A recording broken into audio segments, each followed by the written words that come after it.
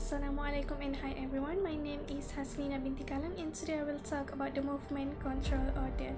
Movement Control Order, or commonly referred as the MCO and also known as the partial lockdown, signifies as a major step taken by the Malaysian government to contain COVID-19 pandemic here in Malaysia.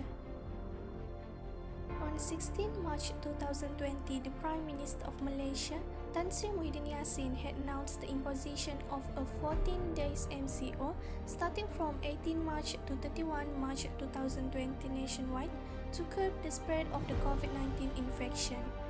The Prime Minister stated that this is according to the Prevention and Control of Infectious Disease Act 1988 and the Police Act 1987. When the second wave of COVID-19 swept through Malaysia in March 2020, the federal government imposed this MCO as an effort to prevent the spread of the disease. The government also explained more about the order in batches in the days following the announcement. First of all, as we talk about the MCO, we have to know what we can and cannot do in this period. For this first point, let's look at what your rights and obligations are under the MCO. These rights above are on the condition that you comply with the restriction imposed on you. For an example, if an officer asks you any question about disease control and prevention, no, you do not have the right to remain silent on this. You are obliged to provide a truthful answer. If you refuse, you may be fined. Failure to comply with the restriction under the Movement Control Order can be punishable with a fine of up to 1 million ringgit or 6 months imprisonment or both. Next, a simple question when we talk about Movement Control Order is, can I go out? The answer is yes, we can go out but only under a certain circumstances.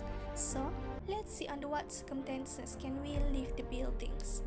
First, if you are a worker in an essential service industry, you can go to work like usual. Second, if you have to purchase food, medicine or daily necessities, you are also free to do so. If you have to leave the buildings in, however, you can do so but only under the following circumstances, such as death of a loved one, or you or your family members require medical attention, or other matters determined by the district police. Now, let's talk about the international travel. Throughout the Movement Control Order, the Malaysian government had announced that Malaysian citizens can only return to the country, but they cannot leave Malaysia. In addition, they also have to go through medical tests and 14 days of quarantine. The opposite applies to the foreigners. They can leave but cannot enter Malaysia. During this Movement Control Order, public transport such as the light rail, MRT, monorail, taxis as well as e-hailing services like Grab will operate as usual, but the number of rapid buses will gradually decrease. The number of passengers in a transportation also has been restricted by the government. Next, how about the food industry and our daily supply necessities? Don't worry everyone, the government has announced that food and beverage outlets are allowed to operate as usual. However, no dining in is allowed. Customers are only allowed to do takeaway. On top of this, food delivery services are also allowed to continue throughout this period.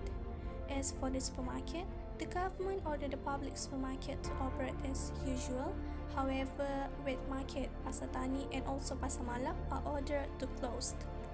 The bottom line here everyone is that I want to remind everyone and also myself that during this restricted order, we have to do our part to prevent this pandemic from engulfing Malaysia.